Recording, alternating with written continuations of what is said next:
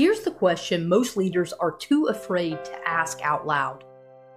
What's the point of gaining authority if you lose yourself in the process? Because that's the silent crisis in leadership today. So many executives have the title, the salary, the influence, but somewhere along the way, they lost their center. They started leading for approval instead of alignment, for metrics instead of meaning, for optics instead of truth. And here's the cost. When you lose your soul in leadership, you lose the very presence that made you powerful in the first place. Think about how it happens. At first, leadership feels exciting. You're motivated. You want to make a difference. But the higher you climb, the louder the noise becomes. The pressure to conform, the pull to prove, the temptation to compromise. And slowly, almost without noticing, you stop leading from who you are and start performing who they expect you to be. That's how leaders burn out. Not just from long hours, but from long stretches of living out of alignment. Because nothing drains you faster than betraying your own truth. So let's name it clearly. There are 3 ways leaders lose their soul. First, over-identifying with the role. When your worth becomes tied to your title, every win feels like survival, and every loss feels like death. Second, overcompensating with performance. When you start proving instead of leading, you trade clarity for anxiety. Third, overriding your own wisdom. When you silence your intuition to fit expectations, you disconnect from the deepest source of your power. These 3, over-identifying, overcompensating, overriding, are the subtle thieves of leadership. And they don't just cost you your peace, they cost you your presence. And without presence, no title can make people trust you. So how do you lead without losing your soul? It starts with remembering this. Your role is what you do. Your soul is who you are. The 2 were never meant to compete. They were meant to collaborate. When your role serves your soul, leadership becomes sustainable. When your soul fuels your role, leadership becomes magnetic.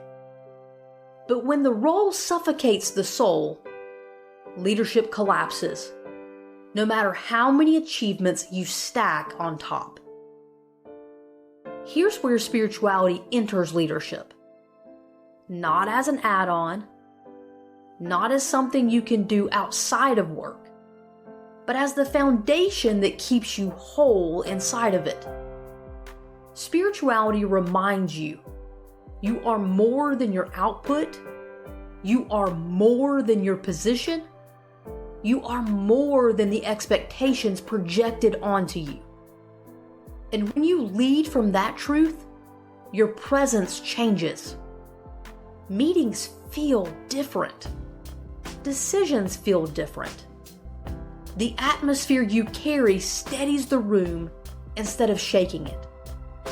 Because people don't just follow what you say, they follow what you embody. Here's another way to look at it.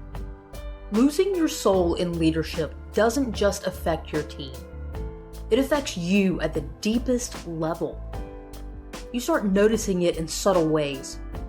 You wake up in the morning already tired, even when you've had enough sleep. You sit in meetings and feel restless, like you're performing a role instead of living your calling. You hit the goals, but the victories feel strangely hollow. And over time, that gap between what you're doing and who you really are becomes impossible to ignore. When you lead from your soul, the inner experience is completely different. You still face challenges, but you don't feel consumed by them. You still carry responsibility, but it doesn't crush you. You still pursue goals, but they carry meaning beyond the metrics. That's a steadiness in your body, a clarity in your decisions, and a quiet confidence that no title can manufacture. That's the inner evidence of alignment. And the leaders who sustain influence the longest are the ones who refuse to trade that inner clarity for outer applause. So what does soul-aligned leadership look like in practice? It looks like choosing integrity over image, even when it costs you approval. It looks like slowing down enough to listen, not just to your team, but to your own inner voice. It looks like grounding before you react, so that pressure doesn't dictate your decisions. It looks like weaving spiritual practices quietly into your daily rhythm. Breathing before big calls, centering before high-stakes conversations. Asking not just, what should I do? But, what feels aligned with who I am? That's not weakness. That's wisdom. And it's the kind of wisdom that creates trust, not fear. Let's get even clearer. When you lose your soul, you might still get compliance. But when you keep your soul, you create commitment. When you lose your soul, you might drive results. But when you keep your soul, you inspire resilience. When you lose your soul, you might secure authority. But when you keep your soul, you build legacy. That's the difference. And that's the opportunity. So ask yourself, where are you over-identifying with the role? Where are you overcompensating with performance? Where are you overriding your own wisdom? Those aren't failures, they're invitations. Invitations to return, to realign, to remember who you are beyond the title. Because the truth is this, you don't need to sacrifice your soul to succeed. You need to let your soul lead the success. Here's the paradox. When you stop hustling to prove and start embodying presence, your influence grows. When you stop overriding your intuition and start trusting it, your clarity sharpens. When you stop over-identifying with the role and start anchoring in your wholeness, your leadership becomes unshakable. That's how you lead without losing your soul.